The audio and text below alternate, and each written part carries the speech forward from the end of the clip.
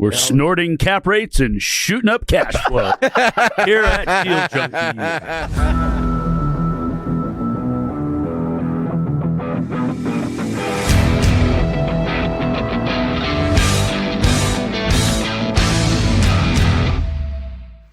Welcome back to Deal Junkies. I'm Gabe Johansson here in the studio with Trevor Howard and a very special guest, Dane McKinney. Oh, yeah. Dane is back. Are you back to stay, or are you going to be gone again soon? Play it by ear. Yeah. We're missing Mike today. Mike is on I think he's heading to the bank. No, Mike, I told Mike he couldn't come.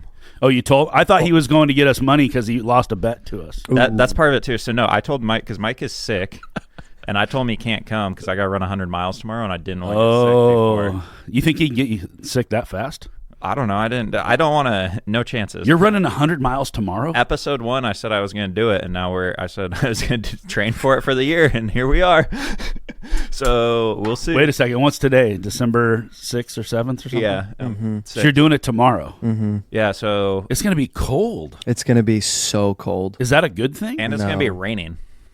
Are you kidding me? No. Why did you pick that day? I went on a 4-mile run this morning, and I felt really bad for Trevor. That was all I was thinking. Do you wear like a thing over your mouth to like? I got a sweatshirt, like a baffle or something. Or I don't have any gear. I don't have any gear. No. It's no. weird. So if I don't make it, then we won't bring it up on next episode, and we'll cut this part out. But all right, so Mike is sick. He can't get you sick. I think what he's really sick about, though, is because we closed our first, or getting ready to close. Have we closed? We're supposed to close. We signed today. Yesterday. We're supposed to close today. On our first self-storage facility. So we went and listened to A.J. Osborne, the king of self-storage. I believe that's what they call him, right? And when did we see him? In the summer sometime?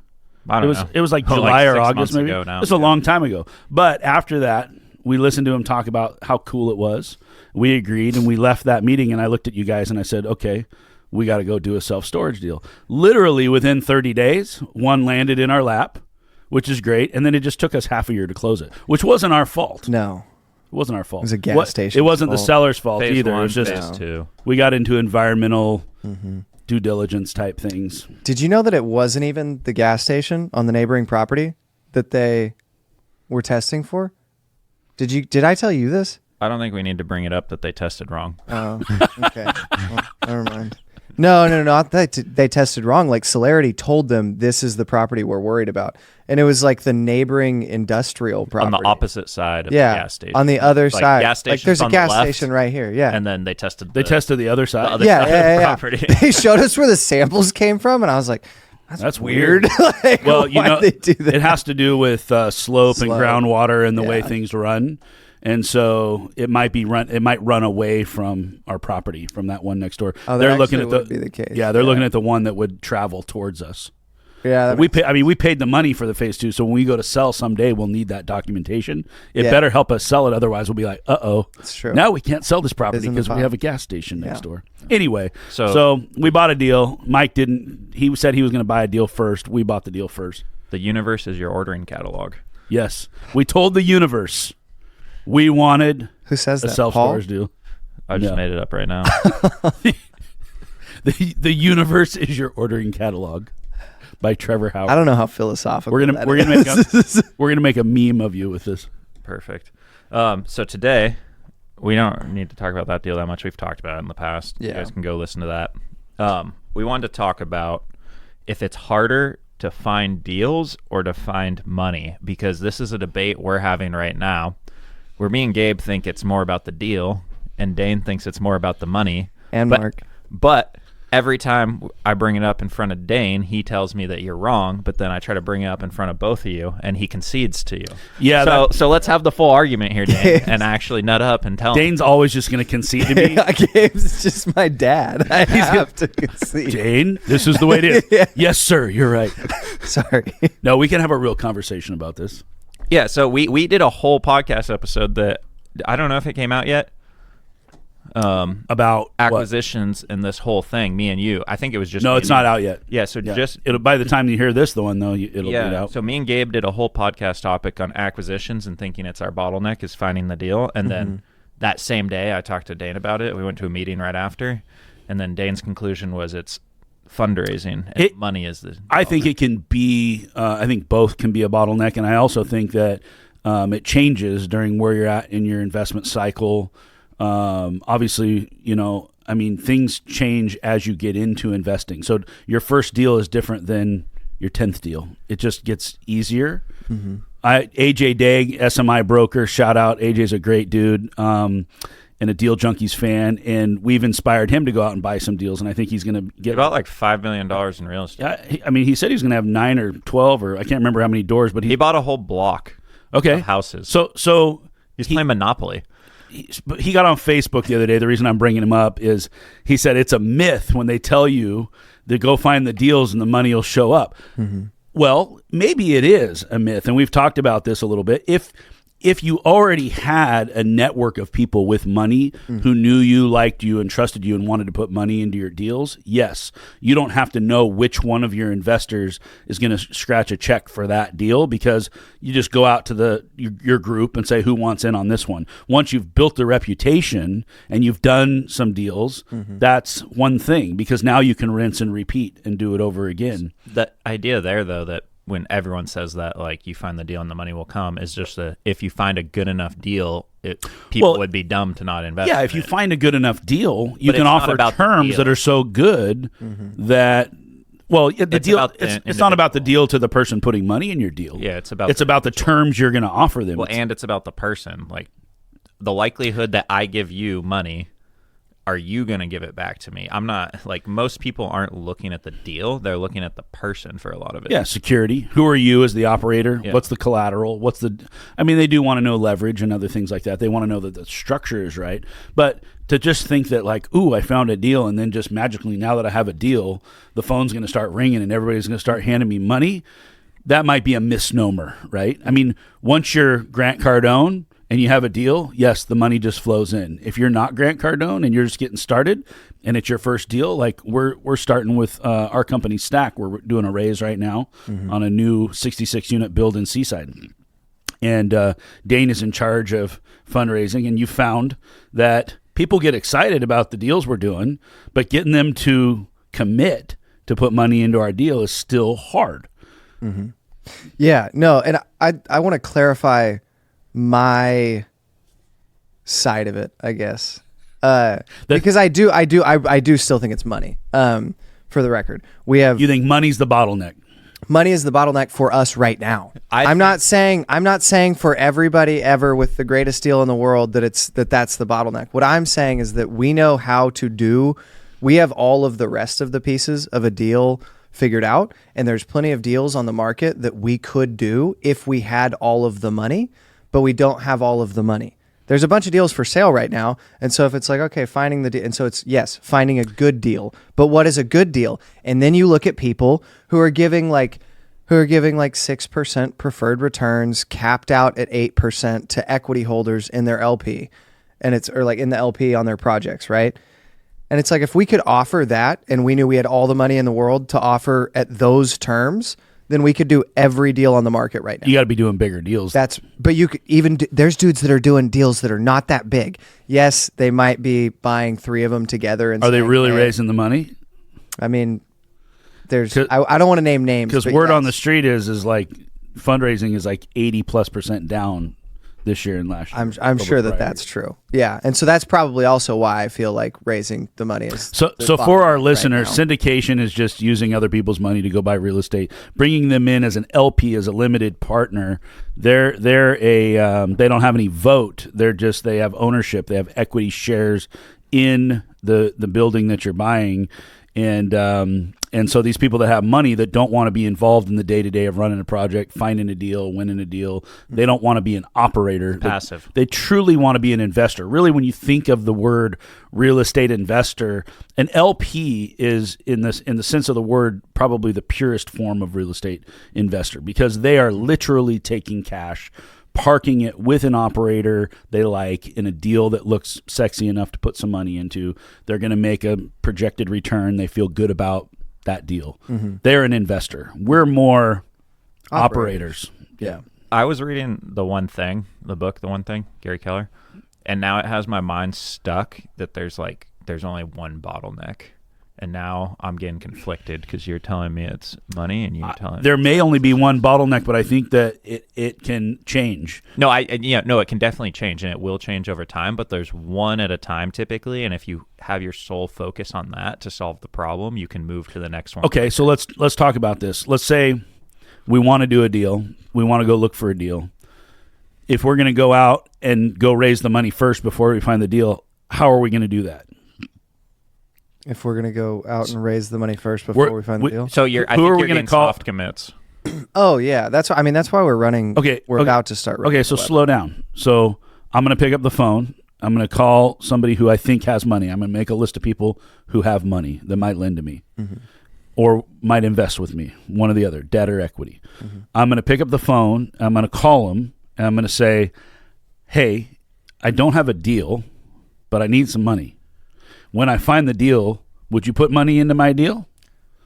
Is that the conversation? Yeah, but I think it's I'm looking for a deal like this. Yeah. If I find a deal like this, would you be interested? Okay, so my commitment is going to be, sure, yeah, I'll put some money into your deal. Call me when you have a deal. And then you're going to call me when you have the deal, and I'm going to go, oh, I spent that money on something else. No, or but I want a higher return now. I think it's really hard to raise money off the first ask.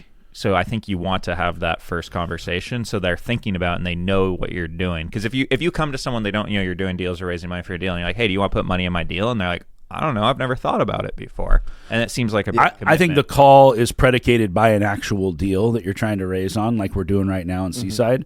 And I think that then 90% of them say no, but those people you go back to on the next one and say, hey, remember when I offered you this? We built it on time, on budget, offered our investors this return, we beat our projections, whatever it was.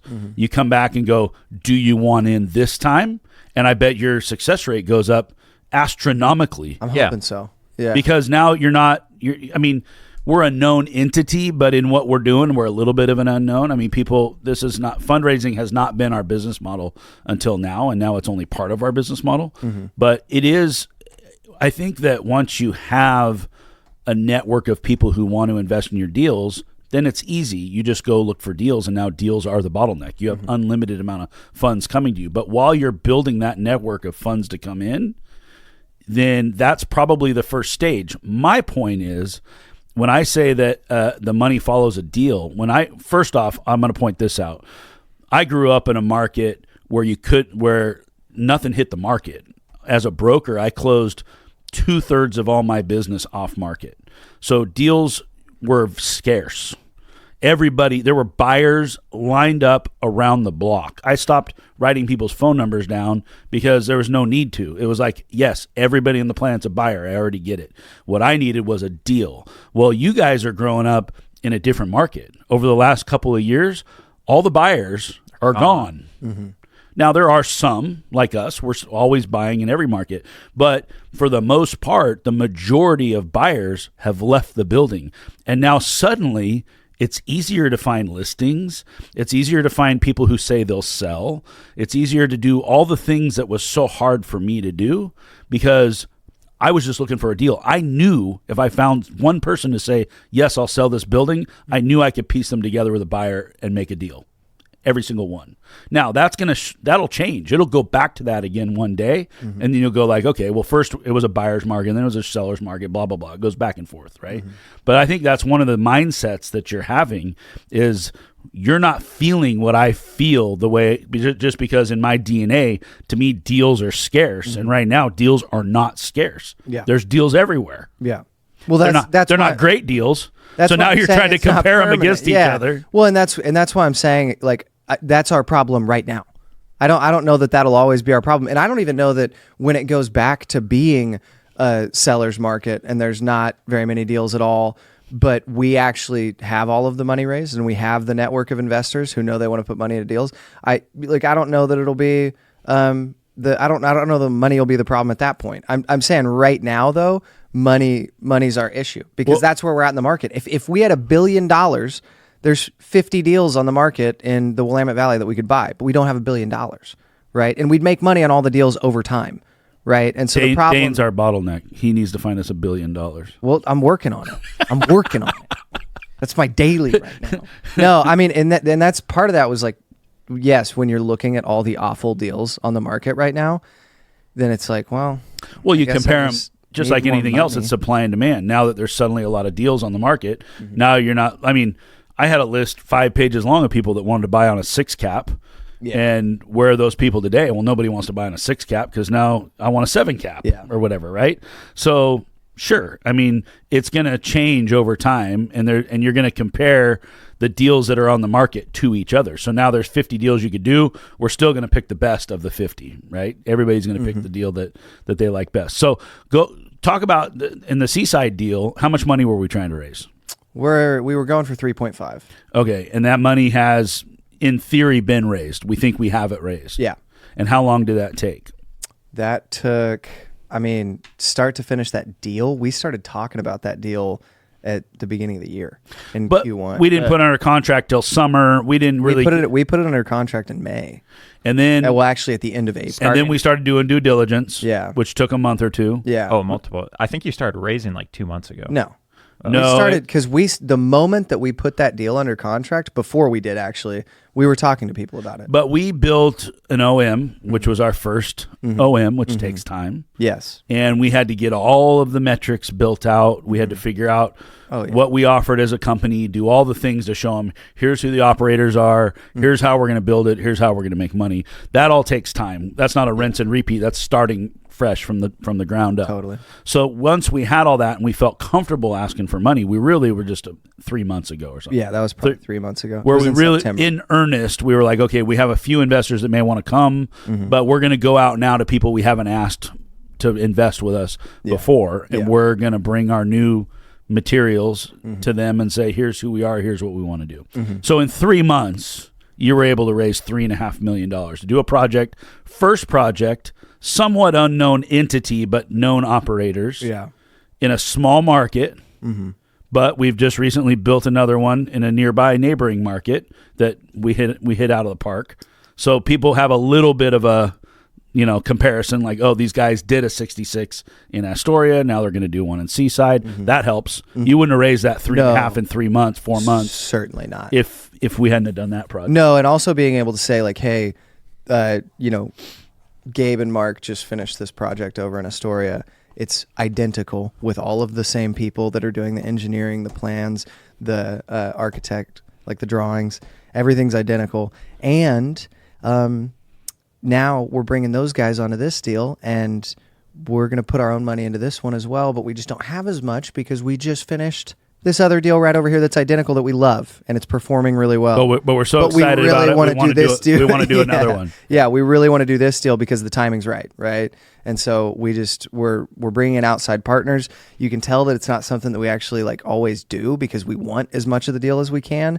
However, right now, just because we finished that project, now we need outside partners, and so you get to get some upside on something that you might not normally be able to. Talk about syndication a little bit in terms of, Logan, I always have his voice in the back of my head saying that you can make a good deal great by syndicating it, and you can make a great deal good by syndicating it.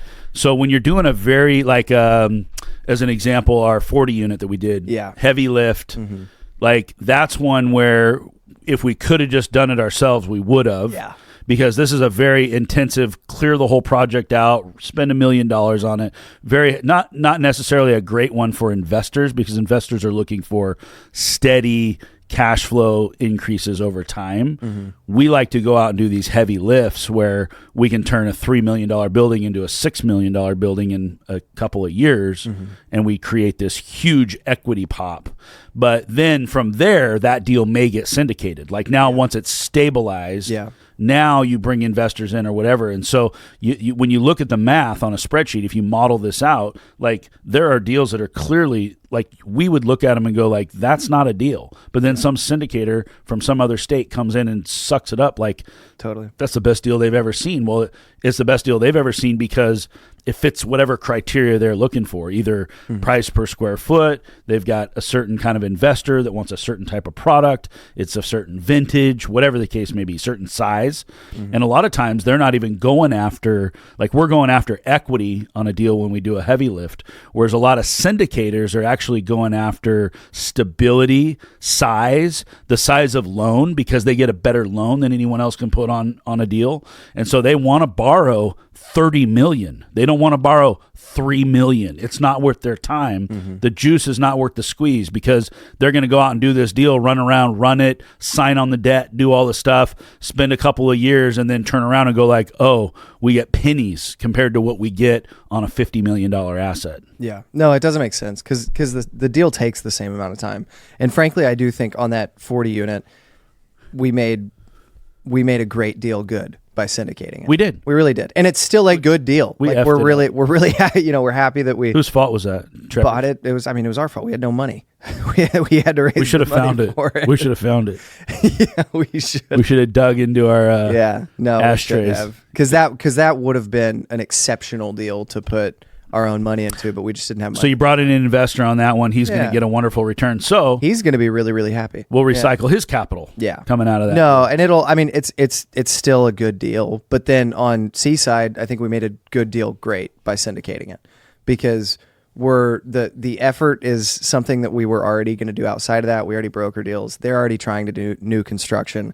And so we made a deal that like would have been good for us to just put our own money into, just to like solid return, and then we made it great by not having to put our own money into it. And then the investors get a great deal as well because they get to go own new construction. It's a win-win. Syndication's pooling investor resources to go out and do bigger deals than you'd be able to do on your own, including us as the sponsor. Oh yeah, and they're much more excited to do a new construction multifamily project in a good location in like a market that really needs housing than they are that other deal that was actually a great deal, the 40 unit in Astoria.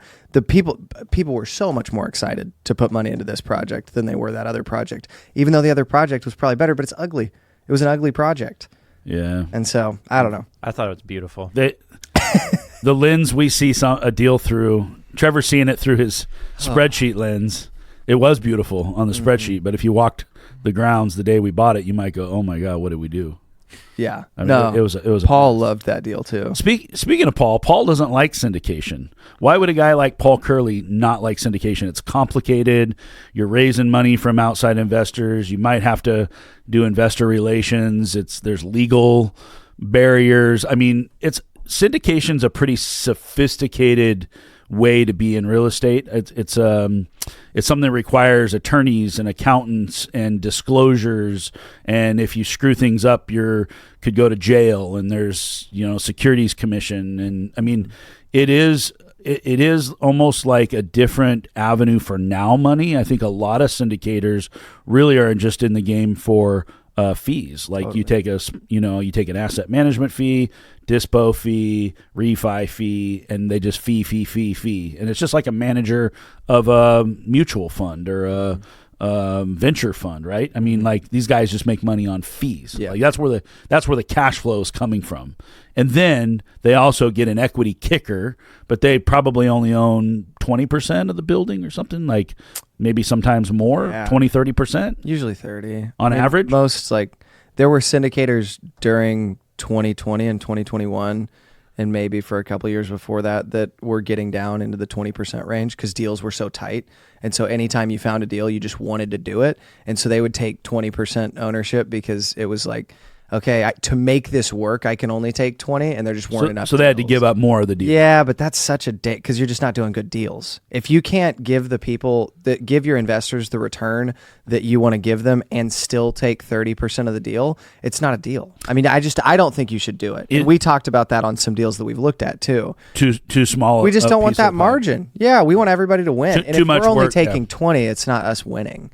Okay. And your room for error is worse because now if you think about a deal where you own 30%, and now you think of your downside, let's say the deal goes worse than performing. Especially if it's not non-recourse, you're signed on debt. Yeah, you have 30% that you can give up still to your investors and still meet their return. In order for them to hit returns. Yeah. So you have way more room for error rather than owning 10 to 20. Now it's a little thinner. I've never heard 10. 10 would be I heard 10. Sociopathic. So if you own 30% of a deal, can you theoretically come into a syndication with 0 out of your pocket and own 30% of the deal? I mean, as a GP? Yeah, as a general partner. Yeah, you can do whatever everyone agrees with. Lenders are okay with that. Investors are okay with that. Yeah. Or do they want to see your skin in the game? I think most investors would like to see your skin in the game, is my guess. Also, to know you got money on the line. Yeah. Yeah. I mean, you are putting your name on the debt, which is it's a lot more than it's a lot more than the money you're putting. You go in. sign on an $18 million. It'll wipe out your whole life if you screw that one up. Yeah, and we have money in right now, and I do think that people understand, given the current market, that liquidity is shy. Like nobody's just flush. Well, not nobody. Warren Buffett's flush with cash right now, but there's a lot of people who aren't flush with cash right now, especially the people who are still actively doing projects. And so giving them examples of like, hey, we've closed, 5 other deals this year. That's why we're not flush with cash. We would love to put money in this project, as you can see, because we just did in Astoria, right? Yeah. Then it's an easier pitch than like, we just want to make the fees on it. Like we don't actually want to own. Like I don't know. That's a different game when they know that we're buying deals on our own, and then this is like four people who are heavily involved in the success of the project, and we're the only ones signing on debt. It's like, oh, okay, well. They probably think that it's going to go pretty well then. I'm of the mindset that I need to try all things in real estate to see what I like and what I don't like. That's why we bought a self-storage. It's like, well, let's try it. Let's see what happens. Maybe we'll love it, and that's all we'll buy from now on. Maybe we'll hate it and be like, get rid of that turd. Let's never buy self-storage again. I don't know. I hope we love it. I hope that I thought amazing. You liked that because it was a covered land play. That is part of why I like it, yeah. That's a major part of why I like it, and I really just like Corvallis. It's a great location. It's an incredible location. The zoning is super open because they just Corvallis, like a year and a half ago, just revised their comprehensive plan, which changes the zoning for that land, which doesn't matter right now because it's already built on. But if down the road, 5 years from now, 10 years from now. Well, because you can build like an 8-story building on it or something. And it's an acre? And it's over an acre. Yeah, so the land's worth it then. It's like 2 acres. So that's almost the land value for the whole thing. Yeah, that's what I told Jordan was like this land, if it's bare right now, in my mind is worth 1.4. Like that in Corvallis, that land is very, very valuable. So we like to dip our toe into different asset types, but the other thing is you can try different strategies. You can find different ways to put deals together. And syndicating is just another way to use other people's money to buy real estate. It's personally, currently, today, my least favorite way of buying real estate. However, I hang out with a lot of smart people, one of them being Logan, and these guys are further ahead than I am. Their brains are more developed than mine is. And so I look at what they do and I can see that they've done the math already. And I think that ultimately, depending on where you want to go with your portfolio and how you want to grow, like ultimately that is where everybody ends up. Everybody ends up syndicating a certain type of asset in certain markets. They're typically 50 million plus or 30 million plus. I mean, they're typically much larger deals. And because you're at scale, you just make so much more money. Here's why I like it for us specifically. Because we like higher leverage value add deals that take a while to build the equity into, correct? Mm-hmm.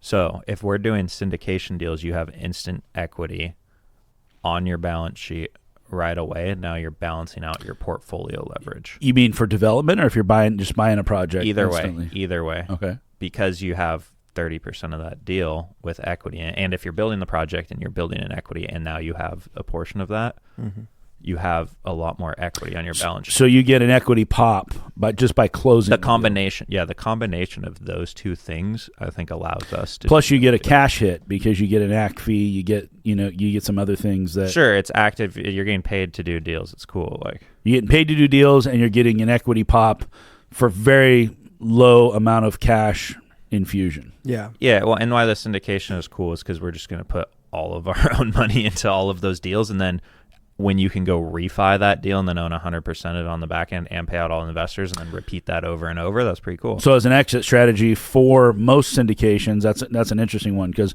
in our personal portfolios, we tend to be buy and hold unless it's trading stock. If we bought something small or something rough, we may be fixing it up to sell it in a couple years and 1031 into another deal. But in syndication, typically the plan is an exit to sell. So we're like 3-year, 5-year, 7-year, whatever it is. We're aiming to sell it and pay taxes, because we're not all going to roll forward into the next deal in the same exact structure and ownership percentage. Mm-hmm. So a syndication is not a buy and hold forever. It's a park a certain amount of money, do a project, get your equity pop, get out, everybody gets their returns, pay taxes, recycle the capital, go to the next deal. Yes? Yeah, I think it depends. I mean, for us, in 5 years, I don't think that'll be the case. I think we'll want to play the Doshi game, which is where we say, on the front end at least, which is where we say, okay, I want to own 50% of the LP and then 100% of the GP, so I end up owning 60% of this deal. And then I bring in investors. I had to bring in less capital to do a great new construction project on the front end. I still get a great return on the capital that I have in there. And so I get to see all the equity pops. But that's like the minimum that I think we can buy into our own syndications to then at the end of a 5-year cycle or 7-year cycle after building it to then buy out the investors. And so our goal in my mind is to say, okay, why do you say, like, sometimes you buy trading stock, right? You say you buy trading stock because that's not what you want to own in the end, right? Those aren't the pieces that you want to end up with when you're at the end of playing the game, right? You want to end up with the 100-unit new construction multifamily in markets that you like spread around pretty good, so that you're not just all your risk isn't correlated to one market, and that's like what you want to own. So then if we can say, okay, we're going to build this 100-unit project, put X amount of capital in, so that we know that when we refi in 5 to 7 years, we can just buy out all the investors, give them the return that they're supposed to get, and we get to hold on to it, then that's when it's like, yeah, that's the game we want to play, because that's when we're done with trading stock. We're going to go build our own product for down the road. Yeah. Use other people's money to get it out of the ground, offer them a nice return. We come in as the final buyer, buy it in a different partnership or whatever, and then own it. And we can write that into the agreement on the front end. And I don't want the reason we're talking about it is because we're transparent about it. That everybody knows that our goal is to own as much real estate as we possibly can. And so there's no reason to say on the front end, it's going to be written into the subscription agreement. It's going to say the GP has the right to buy out the shares at a return that is fair market value. This is going to be based on an appraisal or the best of 3 that's third party. Like that's or the average of 3 from third party appraisals that we don't get to pick, right? And so it's like nobody should care as long as it's the expectation. As long as everybody's expectations are met, then they're not going to be mad about it. If we tell them on the front end, hey, our goal is to buy you out of this. Yeah, they don't care. They're looking for a return. It's math. Yeah. And that's an interesting thought, is you wonder why some people would want to park cash with a defined timeline of when they're going to get their money back. As a real estate investor, somebody who's parking cash has different goals than we do as operators. They're trying to recycle capital for returns, whereas we're trying to hold buildings for as long as we can to realize the appreciation and upside of long-term ownership. It's a different game. We're trying to play a much longer game, but in order to get there, we have to play the short game to get some of the product maybe that we want to own. It's a smart, very great idea. Yeah. Well, I mean, right now our goal is a return on equity, and a lot of investors' goal is a cash on cash return or an AAR. And so we're kind of in different games. For new construction, most investors' goal is still a return on equity. But right now, our goal is the return on equity, because we need to be multiplying our equity, not just getting cash flows from the equity. Sure. If we were sitting on a bunch of cash and we did not want to be real estate operators, we would go look for good sponsors, and we'd park our cash in their deal, and we'd want to know what kind of return we're going to get and when we're going to get the money back. Yeah. But we're trying to not park cash. Yeah. We're trying to use other people's money to get projects and hold on to them long term, hopefully. Yeah. So is our bottleneck money or deals? Well, according to Dane, there's 50 deals out there right now we could do. So If you had infinite money. So I'm wrong. The funny thing is if you had infinite money, you may not even. I mean, is real estate what you would put it into? No. I mean, I think no. What would you there's a put it lot of into? money floating around being allocated to other asset You're types. saying if than you real had estate. a bunch of money, you wouldn't go buy deals. If I had infinite money? Well, okay. Two different. Okay. Yeah. You have $1 billion. If I have $1 billion, I mean, maybe 20% of it's in real estate. Not 100% of it. I'm going 100%. There's no reason. It's a headache. Trevor does not like money. He It's only a likes headache. he only likes buildings. So you would keep some cash. You'd keep out of $1 billion. You know, so Grant Cardone's model, I'm kind of liking it now. go broke where he's twice a year. He's just like, I invest 100% of my money into every deal. So I constantly am investing all this money. I'm like, I kind of like the mindset of it. The more I listen to him say that, I'm like, I mean, it is insane to do that. But I was like, I kind of like that. It's the ultimate let it ride model. But I mean, he's now in his mid 60s, even though he looks great. But he's been doing this for a long time. It worked. I mean, So guess what his portfolio size was 10 years ago? Do you know what it is today? It's $4 billion today. $5 billion. Oh, in today. dollars? $5 billion portfolio today. Guess what it was 10 years ago? 400 million. Yeah, $300 million. That was his portfolio size levered, you mean? 10 years ago. 10 years ago. In his mid 50s. And he had not raised a single dollar to that point. Well, okay. I can tell you where you're going, Gabe. How much of that $4 billion does he own?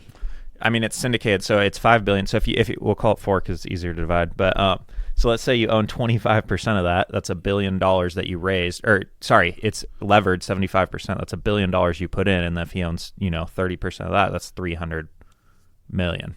So he has to sign on debt, which these are non-recourse loans. I'm guessing so at that size. Yeah. But he's still a KP. He's the key player or whatever. I don't know what's key person. Partner. So he's got to sign on these, but they're probably non-recourse, meaning if they fail, they just take the keys back to the building and move on with life. It doesn't come after his helicopters or any of his mansions or anything. So, so then he has a $300 or $400 million net worth, is what you're telling me. Well, I mean, that's if you. I don't know how much. He owns like value 20 other businesses. That's how, I don't know how much value's been added to it and all that. So that's like if you just say I buy $4 billion in real estate and I have 75% debt. Why are we talking about this? I have $1 billion in equity. And then you own 30%. We're talking about syndication.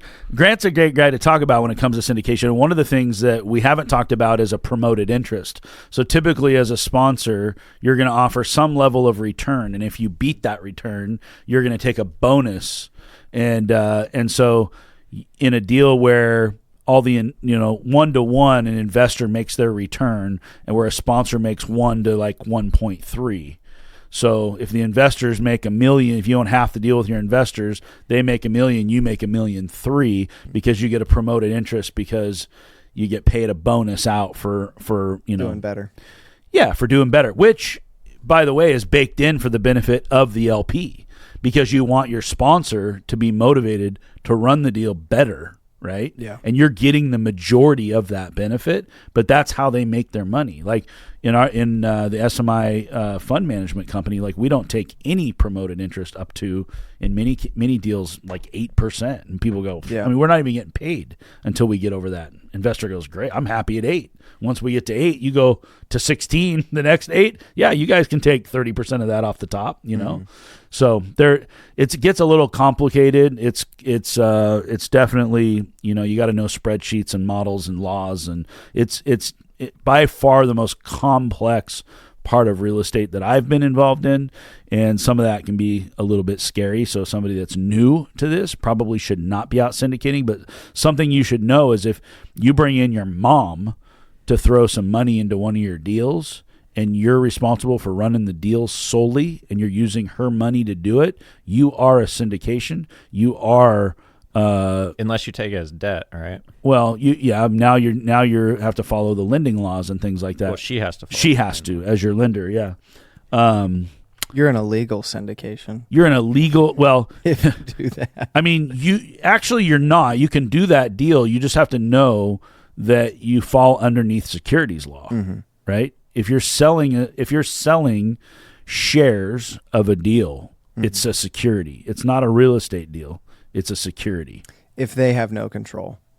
If you're the main operator who's in charge of running that deal, you're responsible for the performance of that deal, and you're doing it on anybody else's money, even if it's a rental house with mom's $20,000 put into it. You do technically fall under if securities. they're a passive partner.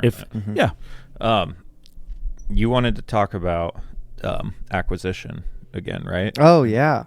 I want to talk about how you're feeling about acquisitions right now. Because we just switched over, by the way. So I was raising capital and trying to do acquisitions, and I was failing on my part of acquisitions, partially because I was seeing how hard it was to raise capital, and I knew that acquiring more deals meant that I had to raise more capital.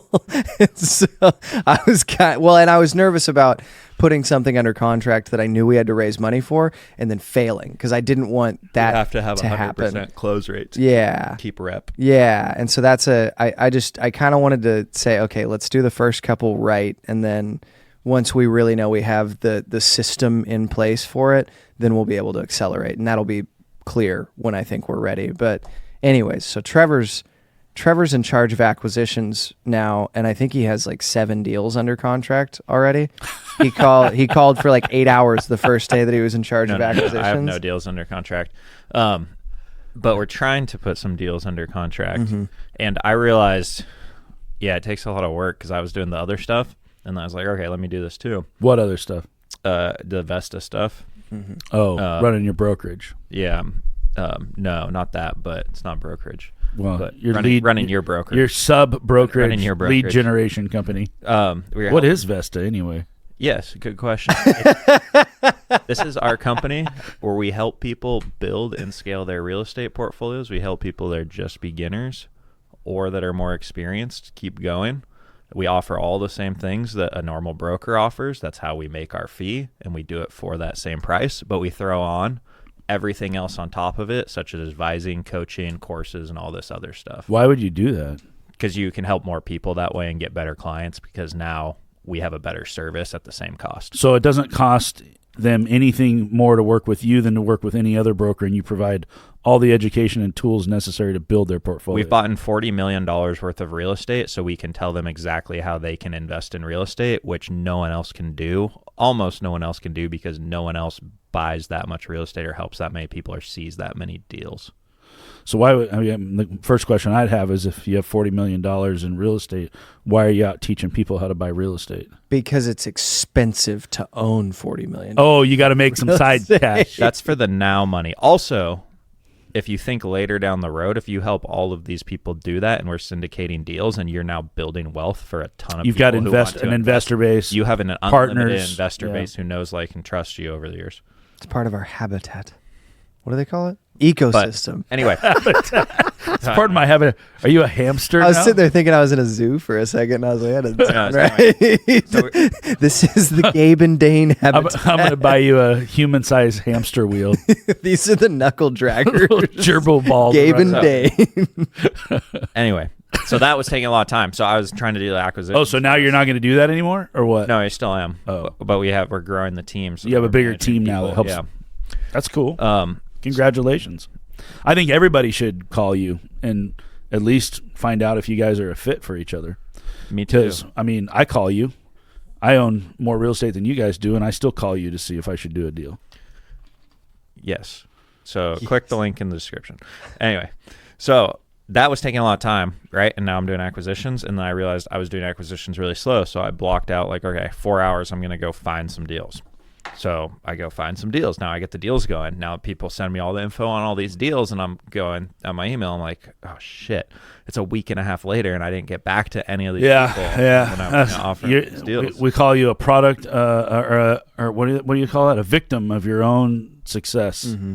You get so busy that now you suck at what you do because you can't reach back to people fast enough. So now it's figuring out, okay, how do we generate the leads and build the system for acquisitions. So we're constantly looking at deals, and it's efficient, and we're offering on them quickly and analyzing them quickly and doing all that. So you're doing that for clients. You're doing it for yourself. It sounds like you're doing the same thing all day long. Yeah, this one's for you. This one's for me. Yeah, so I think what I'm going to be able to do is use that system for us and just plug it in basically, and then crank through deals that way. Because me just doing it is just too slow. Well, to me, you build out your buy box, you put a model together, and you just send it to every broker that knows what we're looking for and say, here, if it fits this mold, send it to us. We want it. Yeah. And that's what we're doing, I think. Right? That's what we've been doing? Working. I don't know. You're the head of acquisition. You said you're head of acquisitions, but you weren't doing anything. I'm not head of anything. I'll get fired from anything you put me in charge of. I realized that the way that Gabe does acquisitions is way better when he says, just tell him your buy box, because Gabe always just says, well, they carry 40% for 10 years at 3% IO. And that I used to be like, nobody's going to do that. But then I realized that actually a lot of people will. If you tell enough people. Oh, now you're talking about LBO. Then somebody's going to do an LBO for you. Are you going to tell us what an LBO is? I don't know if we need to. We've been doing LBOs. Leveraged buyout. So this is the idea we ran through the attorney that we wanted to come with. And in the world of business, people buy businesses by leaving a seller in the deal and their equity in the deal, and then you bring in some debt, cash them out partially. Seller stays in the deal with you. You can leverage in a little further, possibly with no money, possibly with some money or less money. And this is used in business acquisition all the time. And the seller stays in as equity or debt? Either way, potentially equity. And then the seller, right, they get the tax benefits, or they carry a note, or they get to see some upside. So a seller would really benefit from this because an operator can come in and improve their business or their property, and they get to see the upside of that and remain as an investor. So we were like, okay, we should do this in the real estate space. 'Cause I think the first time I sent it to you is I read it in Steve Schwartzman's book, and I said... Steve Schwartzman, the BlackRock guy? Yeah, so they were doing all LBOs on every business they were buying starting out. So they were buying deals without money, and they were just doing LBOs. And I sent that to you like when I was in Jamaica like a year ago, I think, when you told me to read that. And then we came to here where we realized, like, okay, we started putting it together. I don't think I told you to read anything. I just said, like, you sent me a clip here's of the it. company to model your business after. BlackRock. You guys should try doing something like this. The biggest holder of assets in the world. I feel like they're really onto something. I don't know, but I think if we were just close to what they were doing, that'd probably be a good thing. I don't know. They may have something to offer value. But he wrote a book. Schwartzman wrote a book. He wrote a book, and then there's a book about him too. They're both pretty good. Don't remember. One's called like King of Capital, and then his book he wrote is called What It Takes, I think. Not really sure. Yeah, what it takes. Anyway, so we went to met with the attorney. We're like, and the lenders, can we do this model in real estate? Blah, blah, blah. The answer is yes. So now we want to implement it. And we think that can be how we buy a bunch of deals. LBO. Yeah. I actually bought a deal from Gabe on an LBO this year. You did? A fourplex. Oh. Yeah. I mean, congratulations. Yeah, you That's did. exactly what it is. Yeah. I thought you were my partner still, and I bought it for myself. We are. So You also did that. leveraged. I owned it with bought Trevor, and now I own it with Dane. How does this work? Really not well for Trevor. Trevor's Why am I writing checks for it? Trevor's I don't own been it. paying the bleed. Trevor's He feeding is the bleed on a not property he doesn't even own. I own 1/3 of this property. My operating agreement. I think says. you should call your attorney back up and see if this is a good idea. Or My not. title report says you don't. No, I think it's a really good option for a lot of people, though. Yeah, and we've been. Well, it's a really great option for sellers because they can stay in the deal. They can get to a point they've made more money on that property than they ever thought they were going to make anyway. They can take 50, 60, 70% out, either go do a partial exchange or take the cash, do whatever they need to do with it. And they can leave some money in that deal in the form of equity or debt to continue to make money on the property. Yes, They so- already know that asset. They've owned it for years. So a perfect example was that 42 unit we didn't ask story. Had those dudes stayed in the deal, they would have made an extra $1.5 million. Did you offer that they to would them? have 3x'd the money that they got out of it. And so you offered this to them. Yeah. And they said No. I didn't offer this to them because I wasn't thinking about this at that time. Oh, poor them. Yes, Oh, I did we them didn't a offer disservice. for them to stay in as equity. That's true. I made other offers, though, on that building before you bought it in other partnerships. and we offered them to stay in the deal and do some debt and do some creative stuff, and they did not want.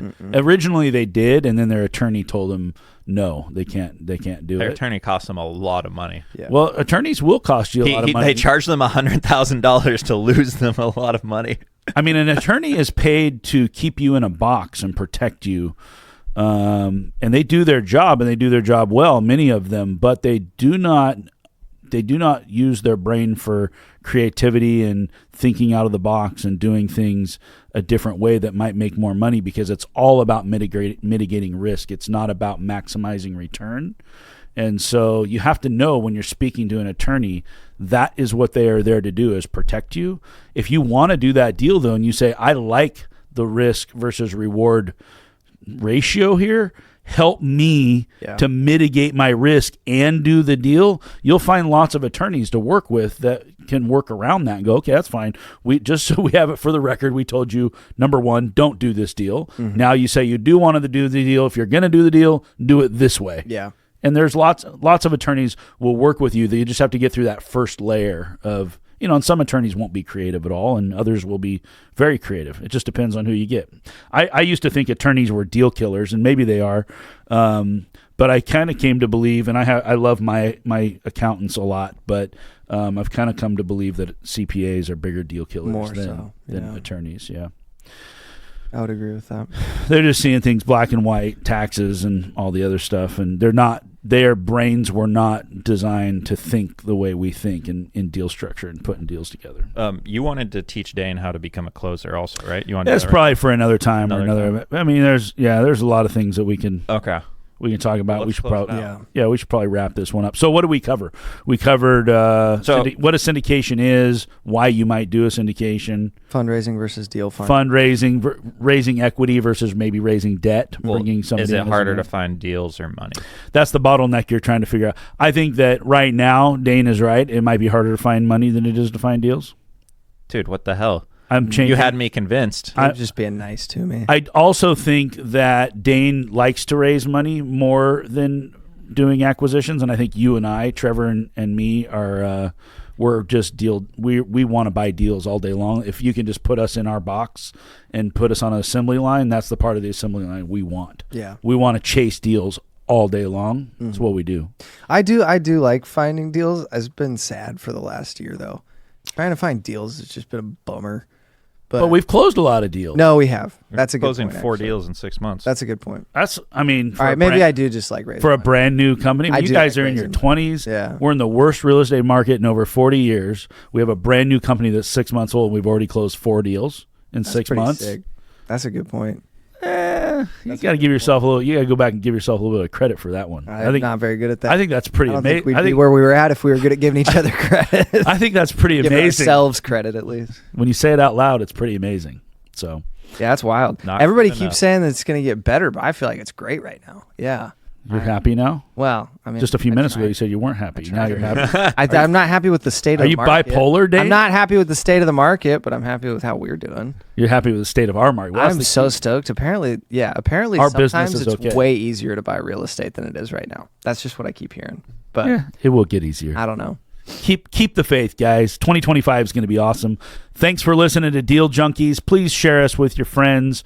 We love our super fans. Some of us have showed us that we were their #1 podcast in 2024, Spotify. So we really appreciate you. I don't know how many listeners we have today, but we do this for you. We hope you're learning a lot. We hope you're doing more deals because you're listening to Deal Junkies. So thanks for listening, and we'll see you next time.